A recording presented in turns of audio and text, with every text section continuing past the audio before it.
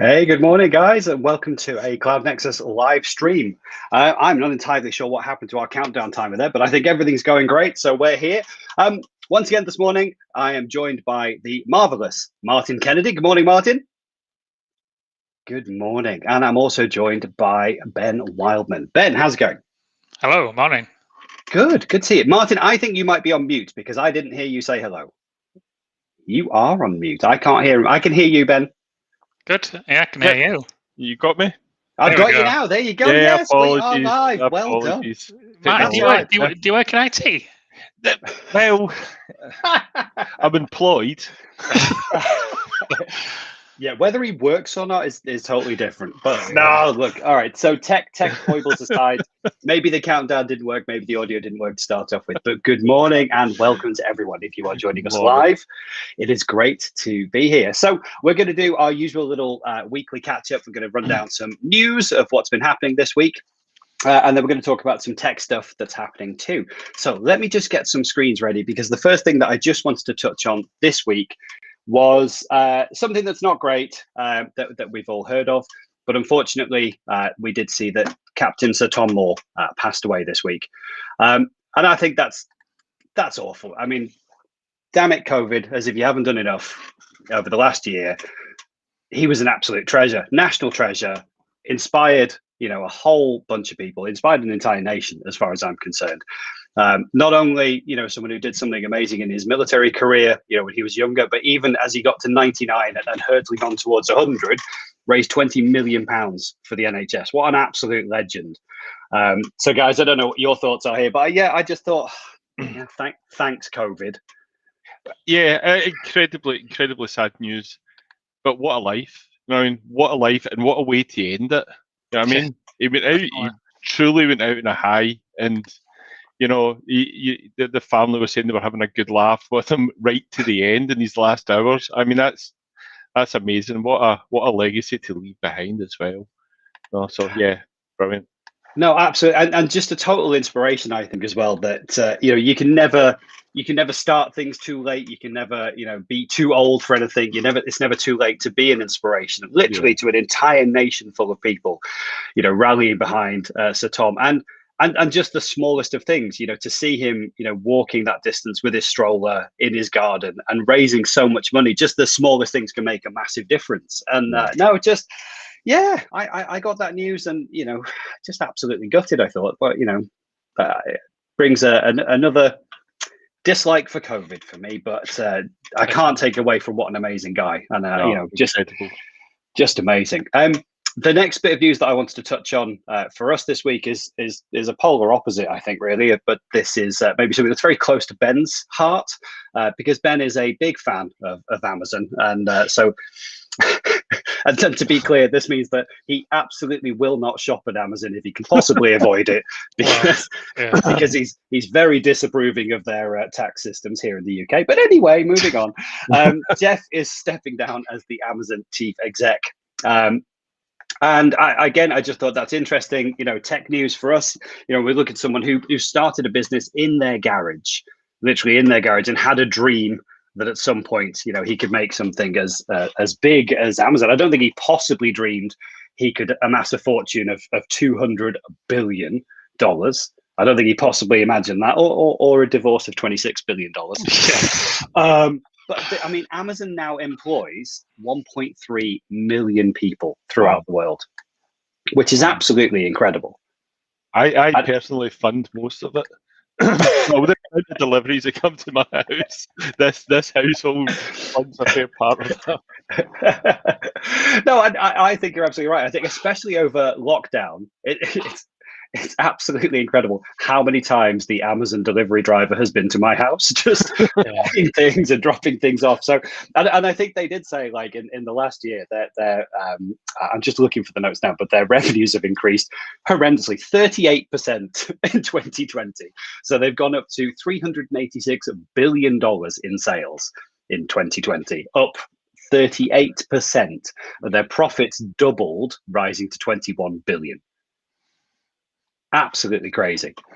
My headphones are making noises, so you tell me if you stop hearing me at any stage, because you wouldn't want to miss out on my luxurious tones as part of this live. But so he's stepping down. Now, the interesting thing is, this isn't going to see like a huge change, I don't think, in how Amazon works or operates.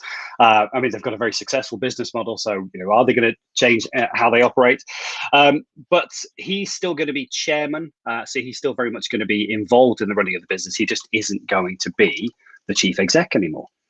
So Ben, my big question for you: are you finally going to shop at Amazon now that Jeff has left the building? Well, I've got a little bit of a secret.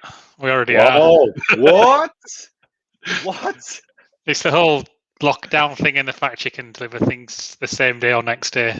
So I gave in. You gave in. Oh, okay. All right. Okay. Well, finally, one more convert. I mean, Jeff's missed out on that, so he can't take credit for the fact that Ben in Leeds has finally started shopping with Amazon. I think he'll be fine with that. To be honest, I think he's okay. I think he'll cope with his $200 billion. Yep. All right. Well, let's move on to some more kind of relevant tech news. So, Martin, this week, and I know you and I both saw the launch event of this, but let me just share this on screen so people can see. So, this week saw the launch of Microsoft Viva. And so Viva is this new centralized communications hub that's bringing together a new workforce experience inside Teams. It's going to be surfaced in Teams, right? And we're going to see these connections, this learning, insights, and topics. And I just want to take a couple of minutes just to dive into each one. Martin, if it's okay with you, I'll just give a roundup so people, if they haven't seen the announcement yet, can just understand a few of what these four things are. And then I'd just be really interested to hear your thoughts. Yeah, sure. So the whole idea of Microsoft Viva is that they're recognizing, and they've recognized for a long time, that the workforce is getting more and more distributed. And as organizations get larger, then it's difficult to keep in touch with everybody. Now, some of the example companies that they gave were places like, Coca-Cola, who operate in almost every single country in the world. And I can imagine trying to keep everybody in touch, on page, and up to date with what's happening in the organization would be a horrendous challenge for organizations of that size. But even when we were all back at a similar company, a couple of years ago, it felt very fractured. It felt like we were very separate. We had maybe 10 or 12 offices with 500 people, and it was still difficult. You would go to an office and you'd visit, and that office would say, oh, well, we feel kind of out of the loop. No one tells us what's going on, would often be the things that you'd hear.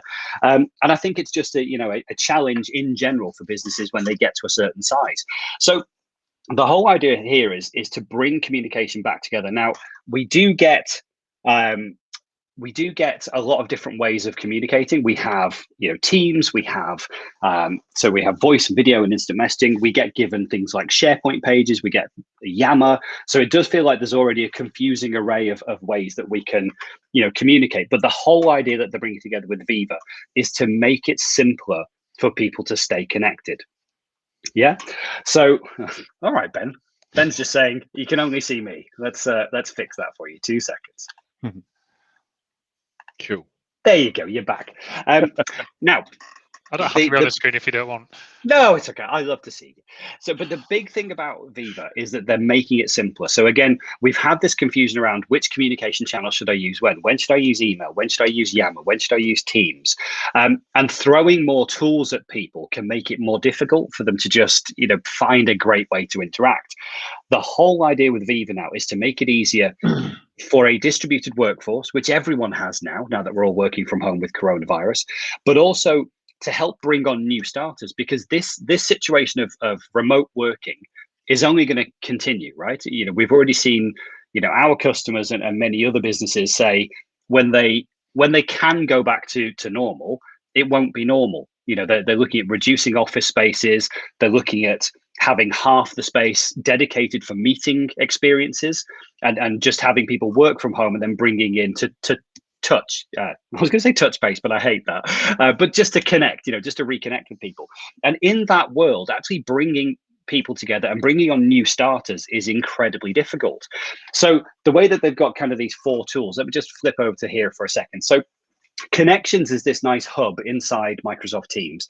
And here it's surfacing, business news, events, things that are happening. And this could be, social events as well as company-wide events. So it kind of brings everyone together here. And you can see there's a great sort of mobile experience for that. We have Viva Learning, which is actually surfacing a lot of the stuff that you would get in LinkedIn Learning. And remember that Microsoft acquired LinkedIn. So all that LinkedIn catalog is available inside Viva Learning as well. Now, this can be tailored and specific to roles and people inside the organization. So they don't just get everything. We can actually get things tailored to them. The nice thing as well is that Microsoft have announced that actually they're going to integrate with a number of common learning providers. So if you think about people like Pluralsight as an example, they will have an integration because, of course, this all sits on Teams. And Teams has that API connector, so we're able to publish that content in there. But also, if you've got your own learning and management system inside an organization, as many bigger businesses have, with your own content, that can be integrated into Viva Learning as well. You then move on to Viva Insights. Now, Viva Insights is very much around employee well-being. And Martin, I think this is the one that you're going to want to talk about in a moment.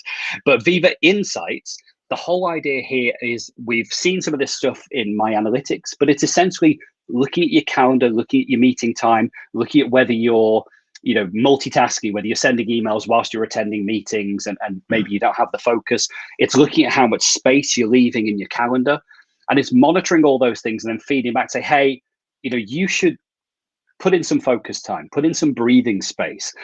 They're bringing the idea of these virtual commutes.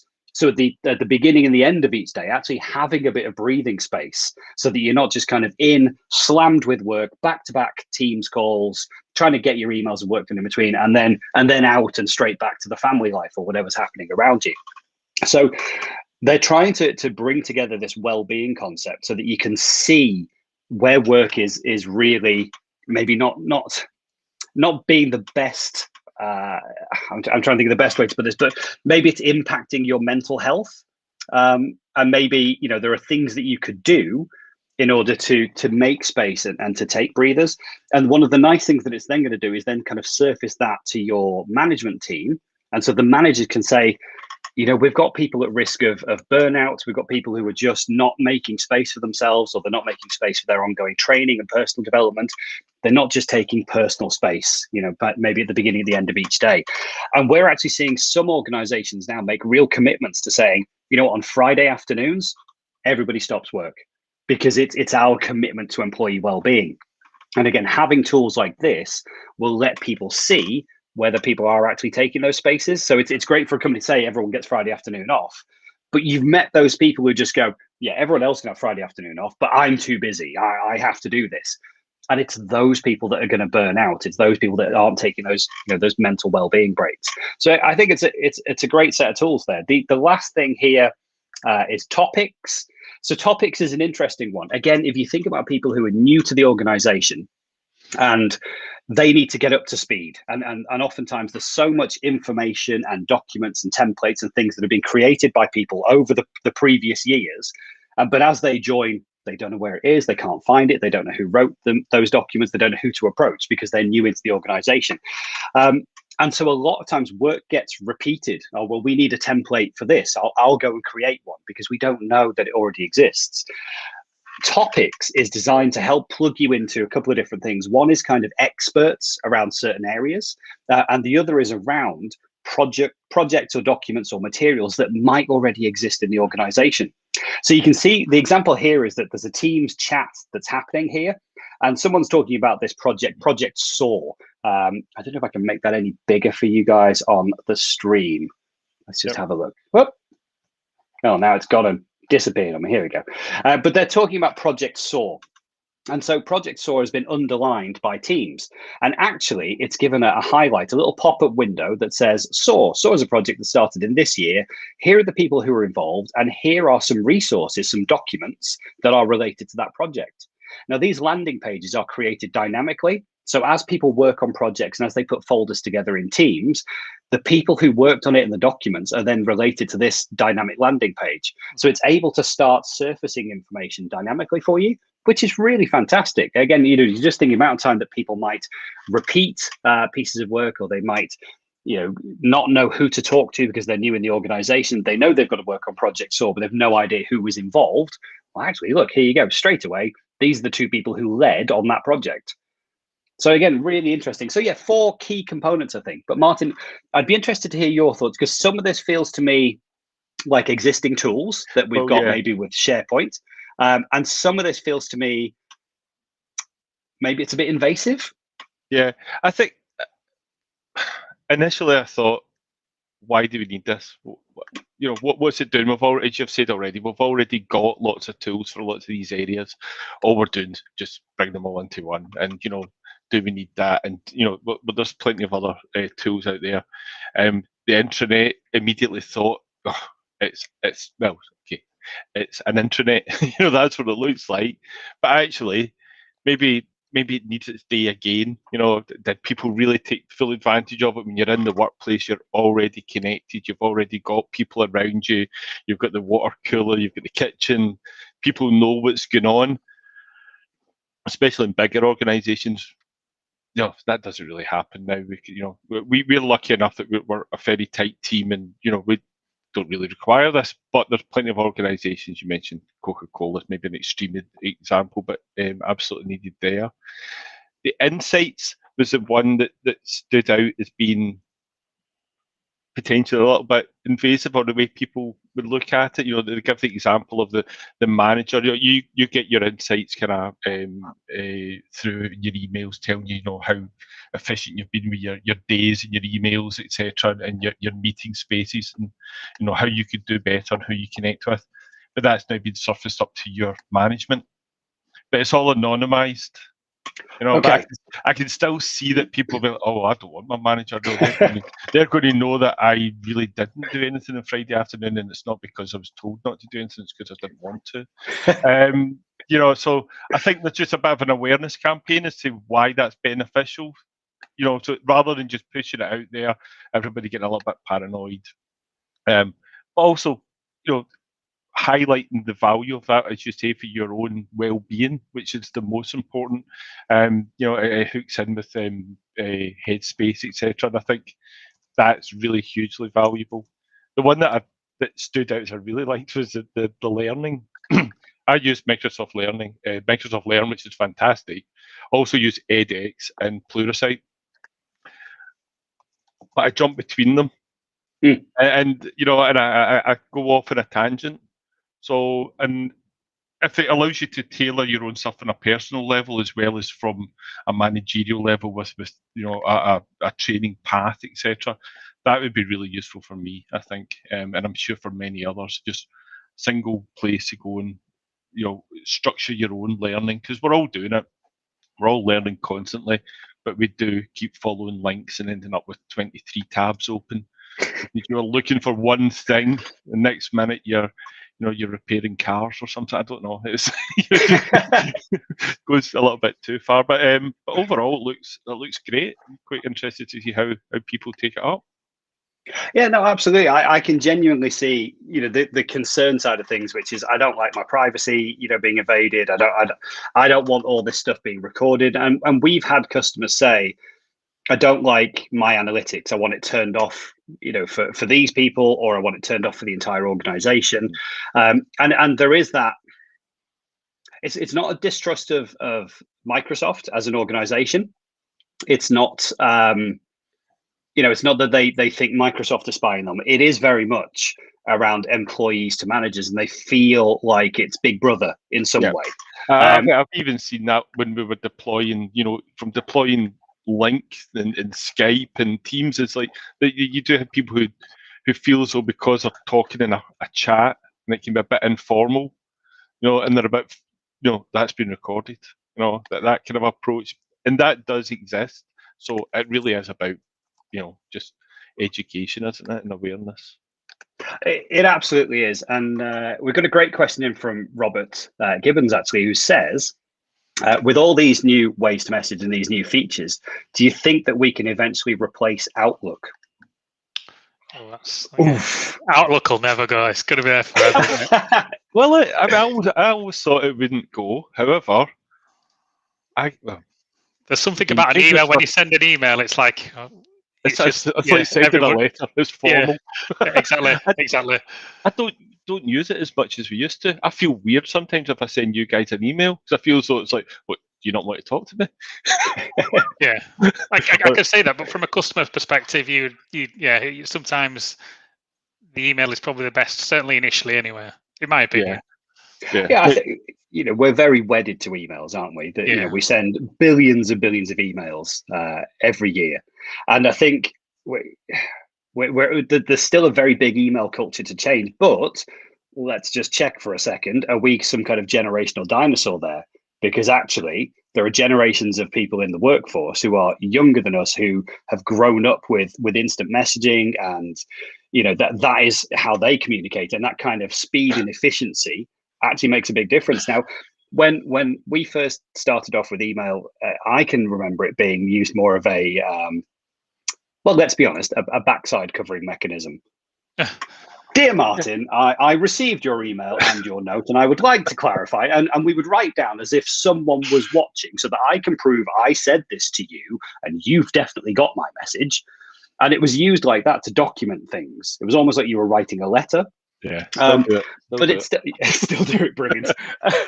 But it's really fire and forget, right? You send it off, and maybe you'll get a response today, tomorrow, but the immediacy that we've got with Teams and messaging, and now with these new tools that we've got, where even information about projects can be surfaced to you really, really quickly, does make me question whether we can finally see the end of the inbox, or even just a deterioration. I know in some of the customers that we've put real effort into driving a Teams adoption strategy with, we can see chats and messages and calls and meetings going up, and we can actually see not huge, but it's just gifts, isn't it? Just a dint of email going down. It's just gifts. It's just cats.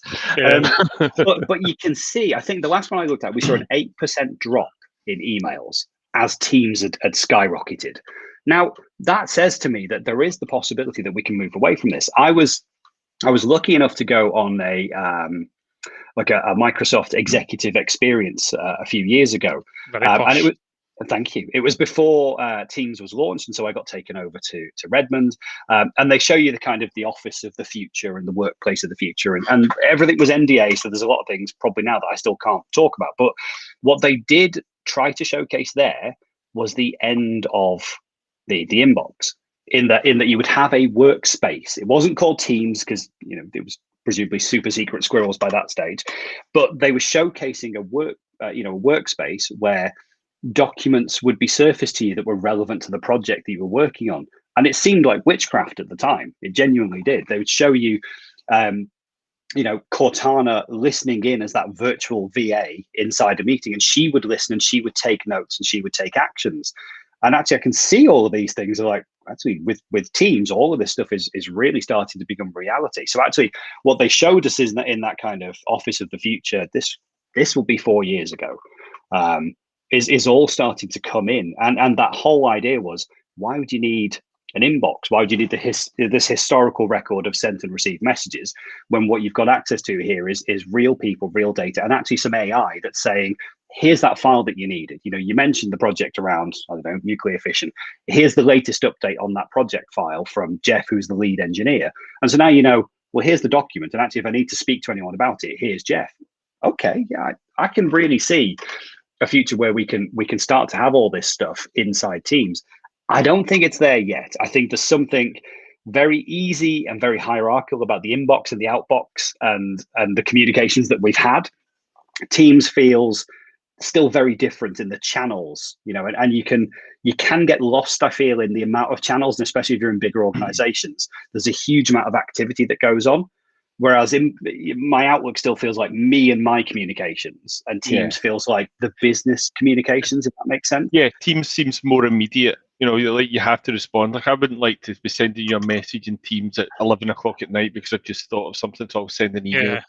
And I think it'll evolve, it will change the way we react to Teams messages, the way we keep them, if you like, the way we use them will change. So I think maybe ask this question again in another 4 years.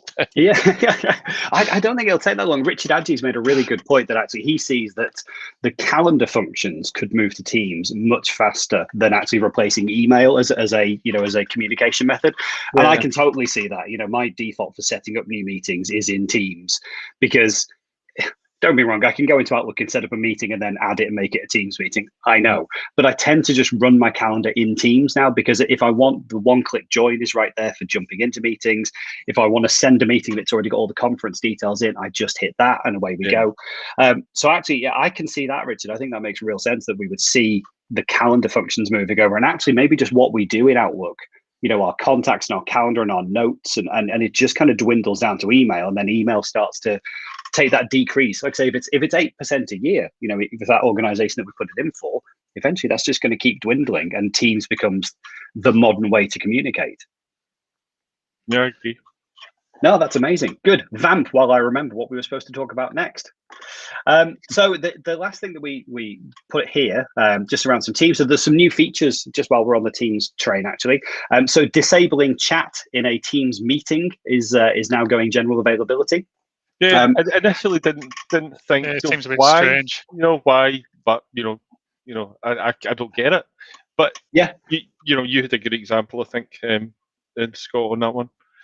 Yeah, so I think for me, so the concept is now, like, you're in a meeting and people are chatting away on the right hand side, and as a meeting organizer, I can pop in and I can hit the three little dots on the meeting options at the top, and I can choose to disable chat in the meeting.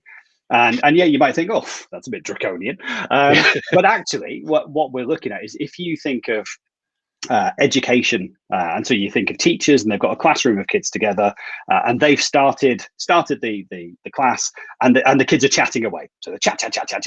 Oh, look at this, and everyone's kind of laughing at what's going on, and they're not paying attention to what the teacher's trying to impart. He can just quickly take control and just jump in, hit the three dots, and disable chat. Now you can turn it back on at any stage. So if there's a point where chat's relevant, but it just gives them an option to say, hey, just focus in on me for a second, guys. Let's just disable chat.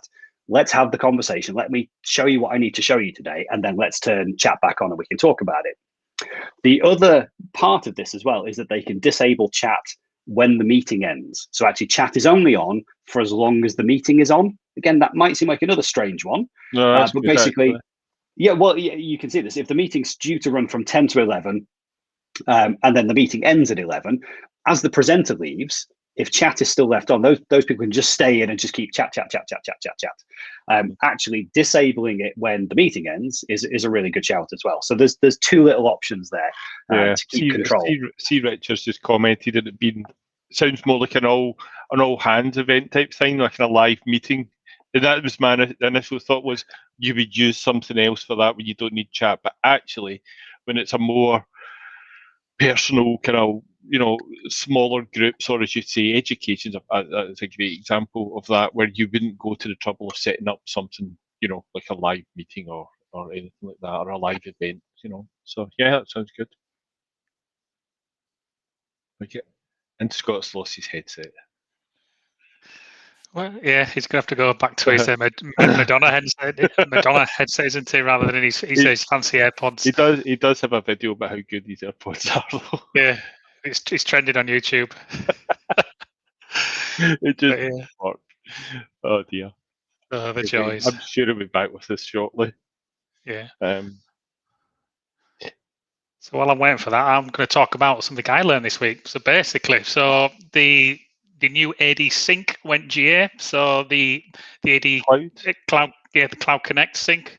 There's obviously a couple of limitations with that, such as the inability to do any password write back or anything like that. Basically, any write back doesn't support Exchange Hybrid, things like that. But it's a step in the right direction. So you're not relying on the old-fashioned sync-based schedule, which happens every 30 minutes. With the new one, you can stick it in multi-forests. It works quite well. There he is. Better for DR as well, I believe. Yeah. So you can have multi instances of running it, and it all syncs in. So but presumably this will be one that will develop and take over from AD Connect at some point. Yeah, definitely. We'll flip over. Yeah. So the fundamental limitations I can see with that at the moment is literally the write back. So you can't do any self-service password reset or anything like that. Plus, obviously, the hybrid thing, which more often than not you need, because you need an Exchange management box on site for your support with Microsoft. So yeah, but yeah, I think it can coexist as well, which is always interesting. And we have kind of lost Scott with the looks of it. Yeah. Completely. And of course, he's controlling this meeting, so It is. That's so, interesting. so it really does need to come back. You never know.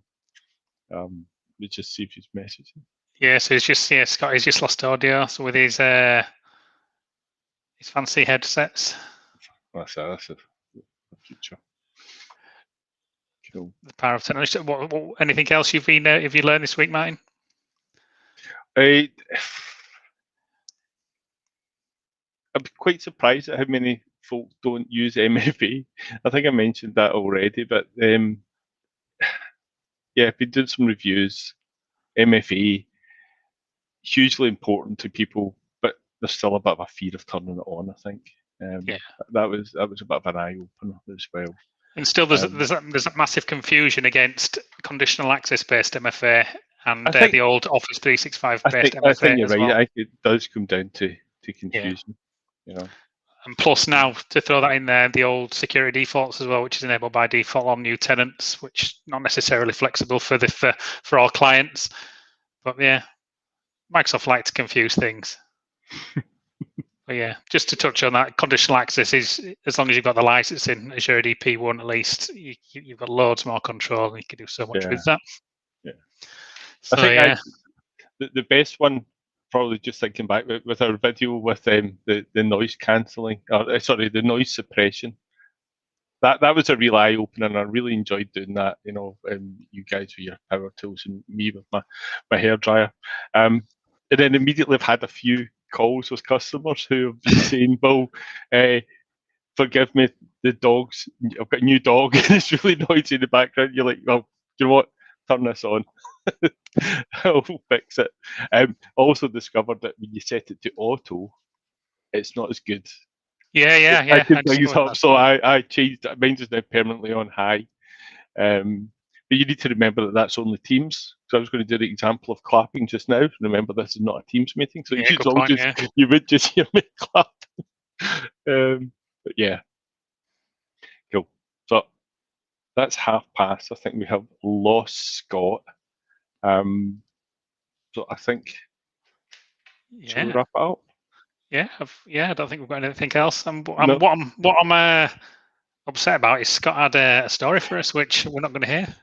Well, do you know what? We'll keep it for next time. Keep it for next time, yeah. We're going to have to do another one out next week. The thing is, if Scott's in control, he's going to have to end this. Yeah.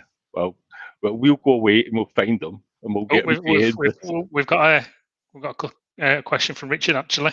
Have you come across adding any bespoke applications into Teams? Is it worth progressing with the continued development of Teams? That's one for you, Martin. Well, yeah, I think the continued development of Teams, absolutely. I mean, if you look at what we're seeing with Viva, that's development of Teams.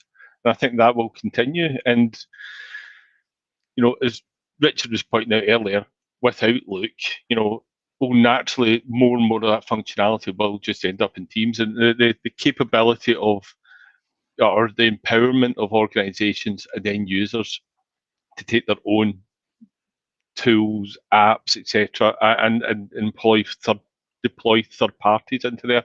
I think absolutely. I think definitely continue with that, and I think it's here for the foreseeable. Hopefully that's what he meant. If not, I'll have a chat with him later on. But anyway, thanks, mate. Thanks, Scott. Wherever he is, when he watches this back, thank you. But it would have ended slightly differently, but thanks anyway, and hopefully join you all, or you can all join us again in a week or two's time.